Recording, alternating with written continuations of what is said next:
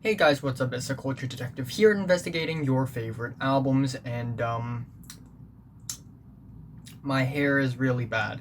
But also, I will be doing an album review on the latest Imperial Triumphant album, Alphaville.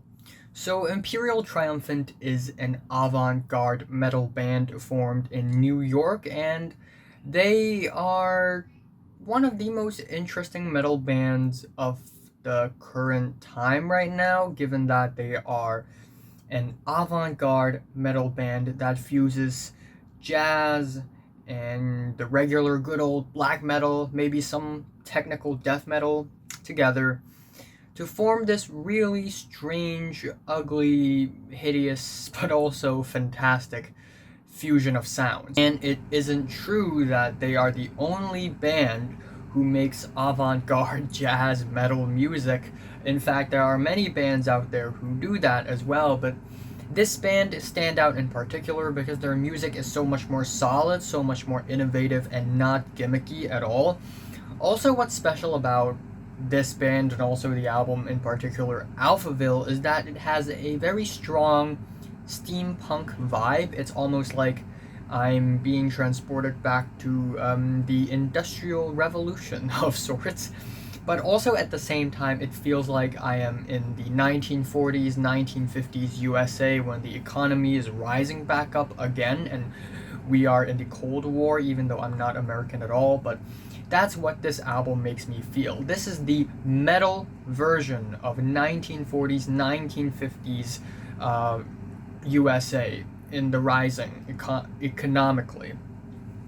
And also just the album art, it's epic. I love the gold, the black, it's harrowing, it's epic, it's grand, and it is one of my favorite album covers of the year so far.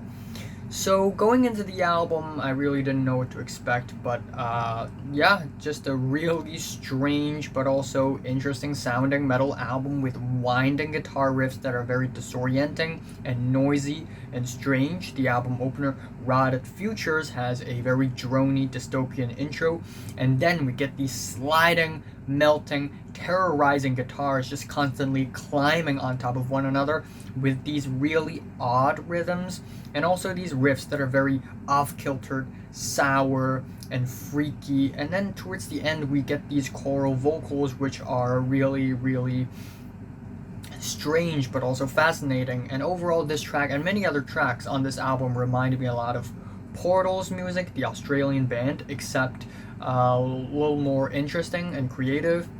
The second track, Excelsior, is a way jazzier and freakier track. The bass of this thing is super duper jazzy. Also, we get these really winding, screamy guitars which are really loud. These guitar harmonies are very black metal-esque, also a blast beat. But then you get the very strange detuned breakdown and then the very industrial outro of this track, which is incredibly noisy and cacophonous, and overall really interesting metal experience, I have to say, as well. The third track, City Swine, is just okay.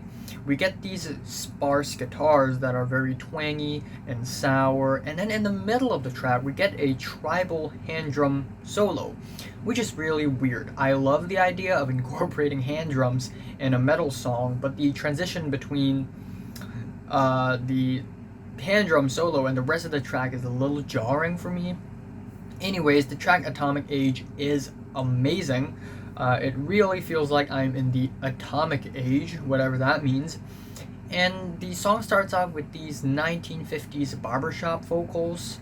I don't know if this is a sample or not, but it's really, really interesting. It really takes you back, even if you have never been back before. And also, this track reminds me a lot of Liturgy in that they pack a lot of sounds and experiment a lot as well while still keeping the black metal flair.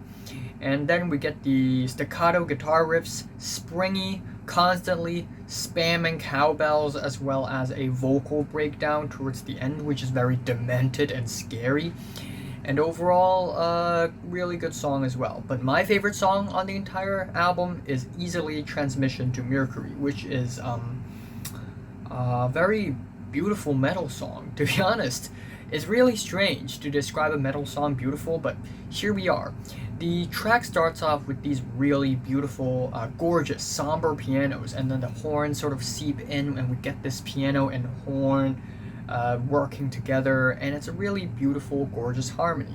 And then we get the metal part of the song, which is once again noisy, loud, ugly, cacophonous, and then the horns, they come back, and the horns and the guitars and the vocals, they all come together and explode at full force, and it's very strange and colorful for some reason, and it's a lot of fun. Also, the flavor of the guitars are really abrasive and freaky and flavorful, and I just really enjoy it. Also, this track and many other tracks on this album actually reminded me a lot of Daughters, in that their guitar tones are very freaky, strange, winding, screaming like it's spiraling out of control. And then we have the title track of the album, which has these really strange, vibrating, aggressive guitars on these chugging guitar riffs. In the middle of the track, we get this very flashy, very impressive guitar solo, which reminds me a lot of Tool. It sounds like something that Tool would put in a song. And then afterwards, we get some really strange sci-fi-esque synths, and also these cultish vocals, which makes for a very nightmarish experience. And the album ends off with The Greater Good, which is like the title track, but with more vocals and more guitars.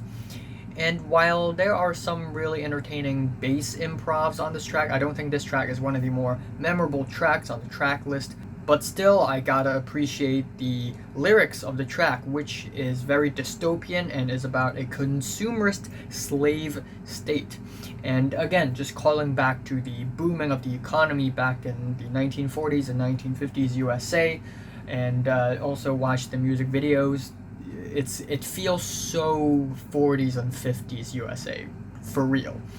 But yeah, overall, this is a very interesting and strange sounding metal album with amazing incorporations of different instrumentals here and there. Strings, actually not strings, but horns, cowbells, hand drums, and all sorts of instruments.